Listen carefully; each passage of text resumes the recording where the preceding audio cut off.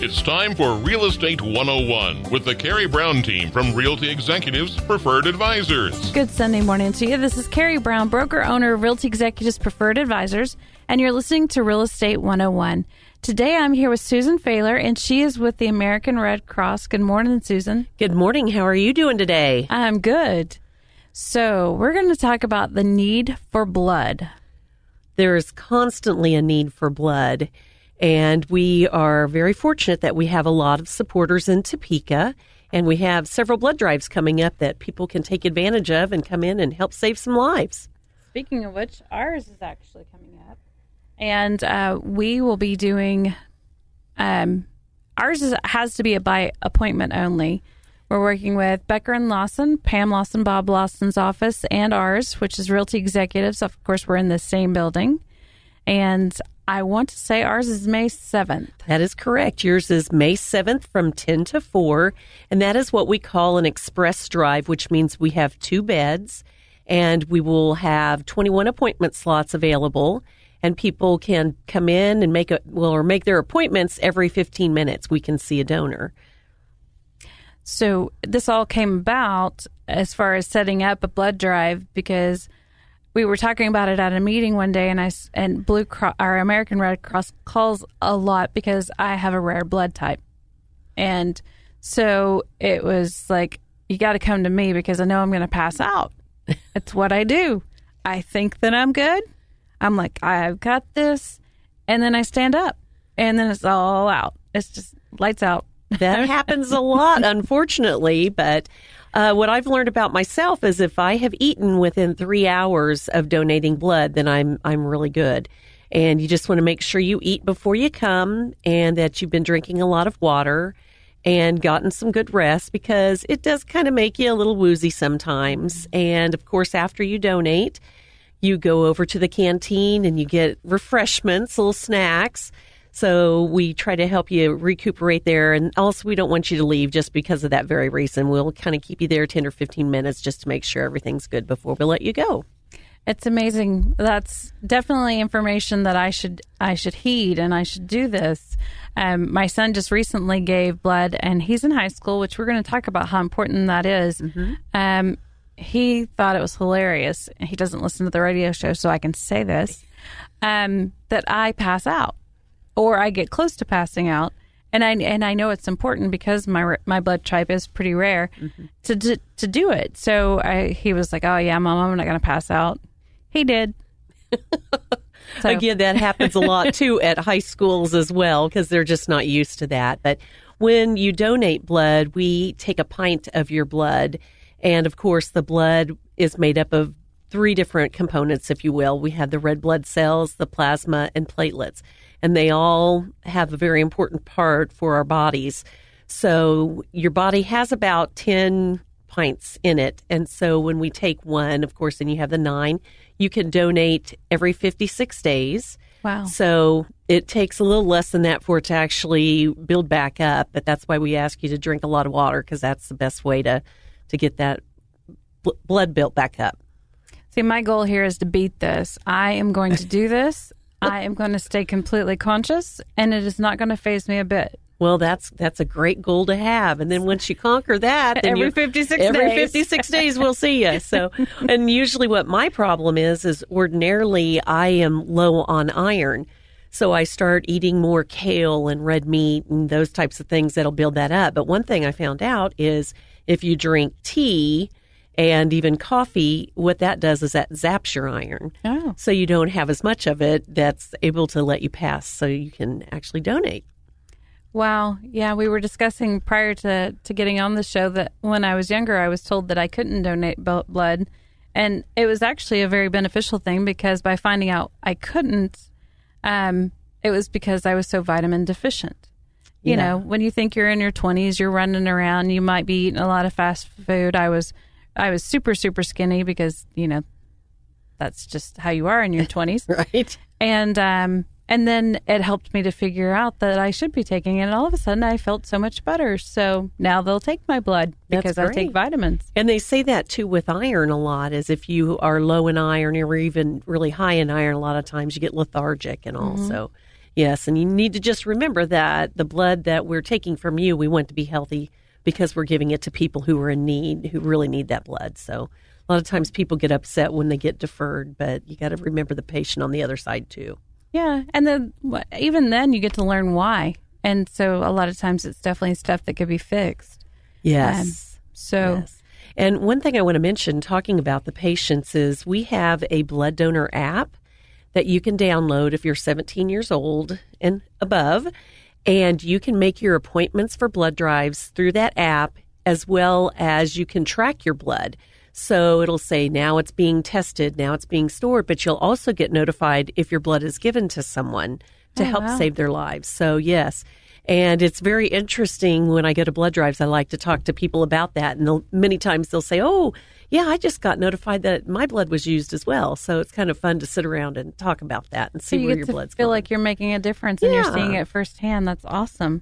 So how often do people need blood in the U.S.? I know that there's these stats. So what is that time frame? Well, it's very interesting because since I've taken on this job, I have learned so much more. Kind of makes me feel like I really didn't know anything to begin with. But I've learned that sometimes people get blood transfusions 3-4 times a week. And I had no idea that it happened that often.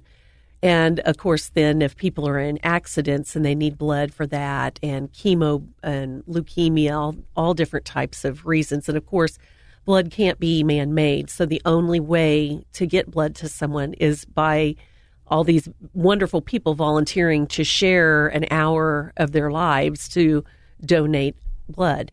And you can save up to 3 lives with one donation. So it's really a pretty awesome feeling when you get that email or a text that says, hey, your blood just went to somebody to help them out. And the other thing is that every 2 seconds, somebody in the United States needs blood. So it's a lot more often than what we actually realize. Wow. And then you take the sheer volume of people. Right. As a matter of fact, if I can throw this in, about 38% of the U.S. population is eligible to donate blood, but less than 10% actually do. So if you have those rare blood types and you've donated in the past, that's why you get phone calls from us or emails trying to encourage you to donate again, because we just are in constant need of that because we have so many people in the U.S. that don't donate.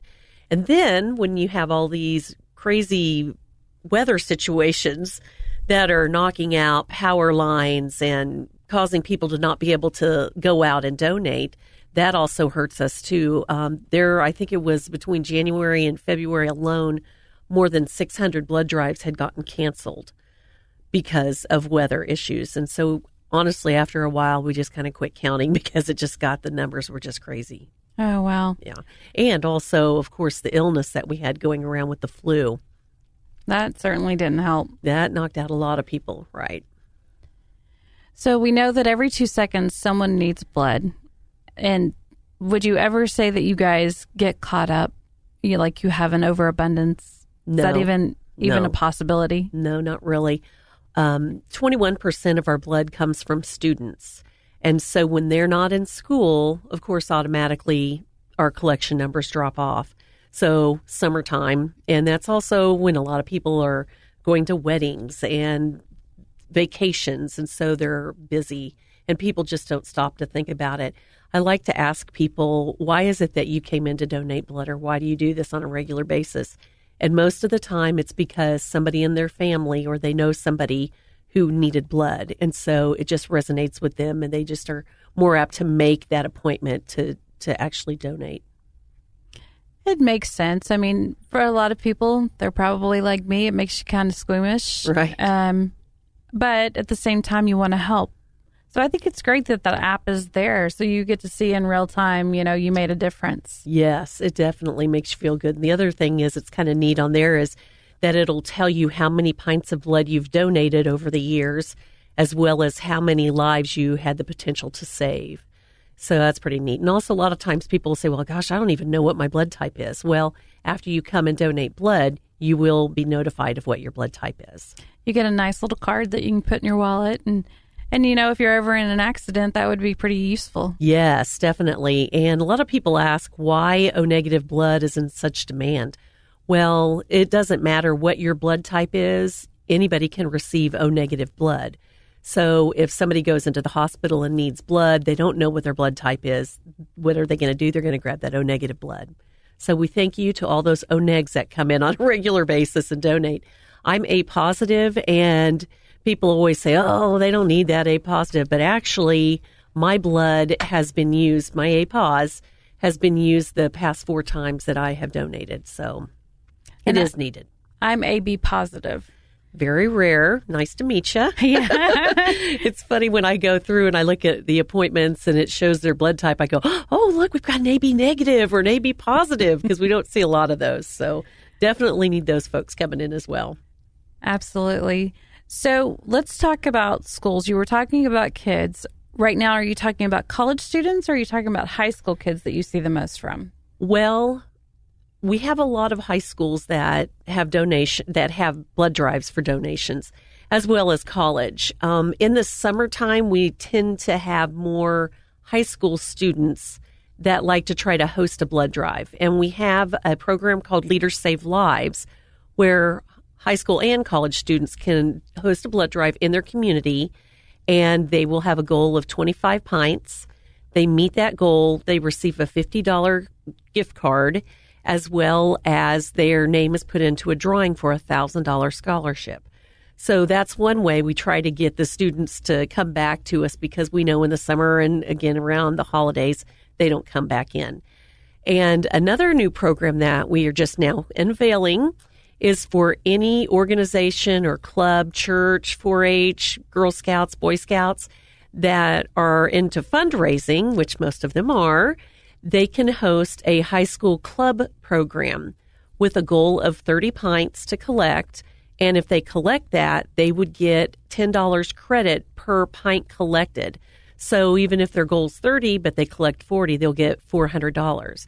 And what we would have them do is go ahead and order their band equipment or uniforms, whatever they're needing, and then we will call that third party and actually make that payment for them. So there's incentive too. Yes. We need to make sure that we get our youth into donating and become a regular pastime for them, I guess, just because a lot of people that grew up donating blood and their families did it a lot have now passed on. And this is something that has not necessarily been passed down to the younger generation. So, yes, we're definitely trying to make sure that those students are continuing to give. And you could just be like us around our house. We make wagers on whether or not they're going to still be standing or not. Uh-huh. We definitely should eat before we go. I think that's probably where the problem comes in. And I know you're supposed to drink quite a bit also. Yes, drinking the water just helps keep it flowing. And sometimes people say, well, they have a hard time getting me. Well, in that case, if you would drink Gatorade or Powerade, then that kind of plumps you up a little bit, and that also helps as well. And it really doesn't hurt. It's just a quick little stick at first, and normally when the needle comes out, I don't even feel that. No. And, if you know you're squeamish at all, just don't watch. Yeah, I turn my head away, and I've been doing this. I can watch other people get stuck, but not myself. That's not my favorite thing to watch. My daughter wants to go into the medical field, and she's the only person in the family that could pull that off, because we can't watch anybody else do it, and we can't watch ourselves do it. There you go. There you go. But if you know. Well, yeah, you just look away. It's easy enough. It was really interesting. One time I had a blood drive at Washburn University, and there were a bunch of kids that were in there volunteering. And this one girl was holding this other girl's hand who was on the bed, and she had her back to her friend. She was trying to be there, to help her out. And I just laughed. I said, "Why are you turned away?" She says, "Oh, I can't stand looking at the needle or the blood or anything." But I thought, well, that was sweet that she at least was there for her friend, even though she had her back to her. And then it was funny, a little bit later, I look over at the canteen, and this girl who hadn't even donated blood was laying down because she was getting a little. So, we need everybody. We need those that can donate. We need those that can't to help and volunteer and just recruit other people. So need everybody. And joking about it, it is truly a joke. But for us, it's still so important. It's not, there's nothing to be ashamed of if you get squeamish. At the end of the day, you save lives. Exactly. So don't let that be a deterrent. I mean, Right. I'm not. I am determined to beat this. Exactly. That's your goal for May 7th. We'll see. I'll have to check back with you and make sure that you stayed upright. If you want to point and laugh, I think I donated 3 or 4. So There you go. Well, and I should mention too, 16-year-olds are allowed to donate as long as they have written consent forms from us signed. So you can find those online or you can go by the different businesses that are hosting the blood drives, and they will usually have them as well. how do you make appointments to donate blood? Well, you can go to www.redcrossblood.org. You can type in your zip code, and then all of the blood drives within a certain radius that you set will show up, and you can make an appointment that way. And like we mentioned, on May 7th, we'll need to have people make appointments for that blood drive because it's 2 beds. It's very, very well run, and you have literally somebody on the bed every 15 minutes. For the people out there that can't give blood, what are the stipulations? Why can't they? There are a variety of reasons why someone would be deferred. If you have had a piercing or a tattoo within the past year and it was not done in a licensed facility, then you will be deferred for a year. Another one is if you've been on an antibiotic. As long as you finished that last antibiotic the day before the blood drive, then you'll be able to donate. So those are mainly the ones that pop up the most. Oftentimes, if you don't make the 12.5 level for your iron, then you will not be able to donate.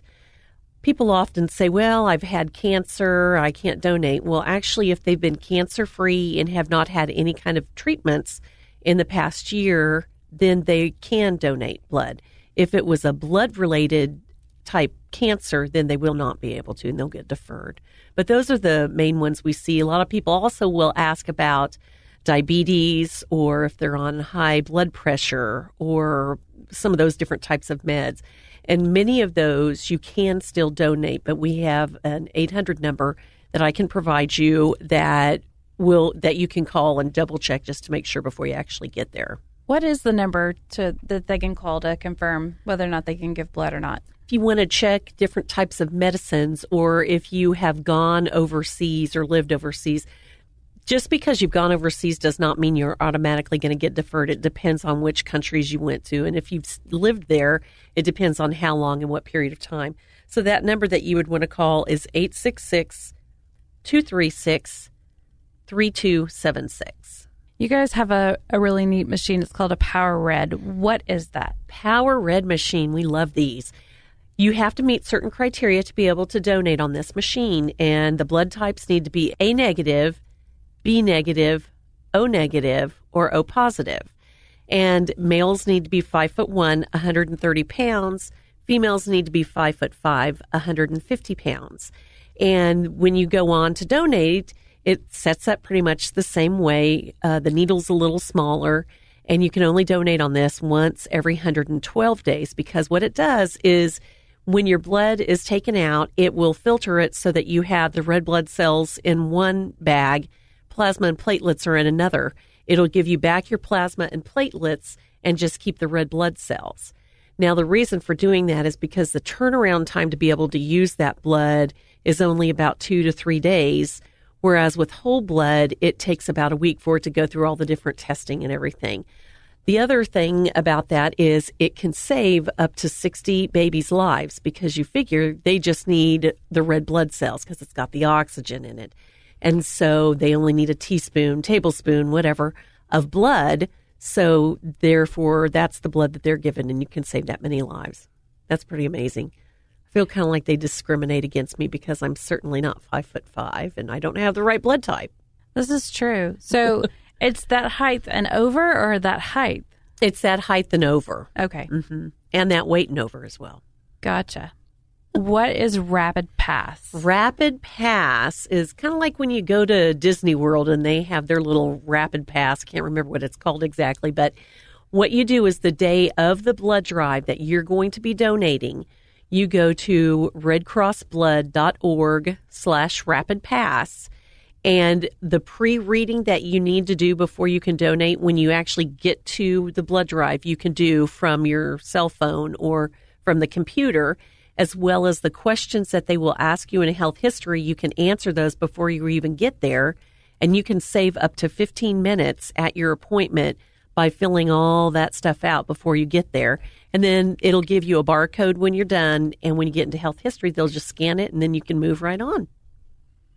We'll just check your vitals. Skip through all the stuff that you don't want to do right there. All That's the red awesome. tape. And that it's also very helpful because it keeps us on schedule, because, of course, sometimes people read slower than others, and people have more, oh, well, gosh, yes, I did live there. And then they start doing more checking into things. And so, it can definitely help move things along. So we like to travel a lot. Where would we go to make sure that the places that we've traveled don't interfere with giving blood? Well, again, you can call our donor support line, which is 866-236-3276, as well as if you fill out Rapid Pass, it'll pop up the questions about where you have been, and it'll also be able to defer you from there as well. May 7th, we are doing our blood drive, and we have spots for 21 people total. Once that's filled, they can't take on anybody else. So obviously, we would love for you guys to still continue to give blood regardless of where you go. So where else are they donating blood around Topeka or in the vicinity so that they know? There are several blood drives scheduled for May, and for instance, May 4th will be at Laird Noller Ford from 9 to 4. Of course, then we have Realty Executives on May 7th from 10 to 4. May 17th is going to be at the Holiday Building, and that is going to be the Topeka Battle of the Badges, which is kind of a fun drive because when you show up to donate, you will get to vote for your favorite badged officers, if it's fire department or police. And then there's a traveling trophy, so we'll see who gets to win that and take that with them. But that, again, is May 17th from 9 to 3. Then we also have a blood drive May 23rd at Kansas Neurological Institute from 9:30 to 2:30, and that is at 3107 Southwest 21st Street in the Pleasant View building. And it's kind of hard to find that, but we have signs up, so just keep looking around, see if you can find us, because we'd love to see more people come in, donate, or even give us a call if they're interested in trying to organize blood drives for their school or club organization, as well as a business. So again, if your child is 16 years of age, at 16 years of age, they can donate as long as the parent has given them permission. That is correct. So Feel free to take them with you. It'd be great for them to learn at a young age to get involved. Right, as well as donating together, saving lives together. I like to tell students, younger people that I give presentations to, I say, well, since heroes are really big right now, superheroes, I say, okay, well, what makes a superhero so super? What is it that they're doing? Well, they're helping people. And I say, exactly. That's why I like to say that people who donate blood are also superheroes, because they too are donating blood to help people. So it's a wonderful, wonderful feeling, especially when you get that notification that your blood was used. Makes you just really feel good that you've recycled yourself. The quick and skinny, how many times can a person donate in a year? If you donate whole blood, you can donate every 56 days. And we do have several blood drives in the area where they are set up about every other month. So you can donate 6 times a year. If you donate on the Power Red machine, because we're taking a little bit more red blood cells from you, you can only donate once every 112 days. So that's about every other or every 4 months then. So it's every 112 days, 3 times a year. I think a really important stat to remember is that 38% of people are eligible to give blood, but 10% do. So don't think someone else is doing it. Go ahead, go in and do it. I joke about passing out, but I think that is my fault. I psych myself out. It really does not hurt. I don't think it hurts at all, and I'm a little bit of a wimp. It's it's a quick stick. It's not a big deal, and you're saving a life. Right. And interestingly enough, we ask you to allow us about an hour to be at the blood drive, but the actual time it takes to donate the blood itself is only usually from 4 minutes to 8 minutes. Usually everybody is finished. So that's a very short amount of time given, the whole hour that you're there. So it really doesn't take as long as what people think. And you're right.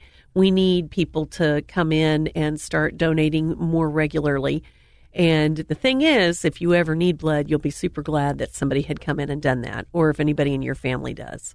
One more time, if you would give them your information on how to get it onto the website so that they can donate blood. Certainly. It's www.redcrossblood.org.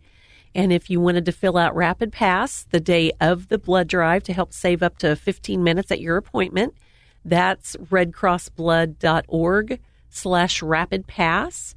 And if you have any questions about the type of medications that you're on or other travel that might get you deferred, the phone number that you can call is 866-236-3276. And if you're interested in trying to host a blood drive for your business or church or an organization, you can certainly give me a holler. And again, my name is Susan Fahler. My number is 316-554-4807. Again, it's 316-554-4807. And you can also follow them on Facebook at facebook.com/Red Cross Blood. Yes. And if you're looking to buy or sell, be sure and give us a call at 785-213-5188. You can check out our website. You can go to two different ones. They both lead to the same place, preferredadvisorsteam.com and nekansashomes.com. We're on 4 MLSs, so you can check out everything from the west side of Missouri, Nebraska border, all the way out to Junction City and down to Emporia, a little bit beyond. So kind of a one-stop shop. Again, be sure and think about us if you're looking to buy or sell. This market, we are definitely low on listings. So if you've thought about selling, statistically speaking, last year sellers earned 14% more than prior years. So now is a good time. Again, give us a call, 785-213-5188. This is Stephen Parkin at Invista Credit Union. Purchasing a home is one of the most exciting and important decisions someone can make. Let me tell you why Invista is the best choice for financing your new home purchase. First, quick pre-approval process. Our fast decision-making gives you the power to act quickly and make an offer on your dream home. Second, local servicing.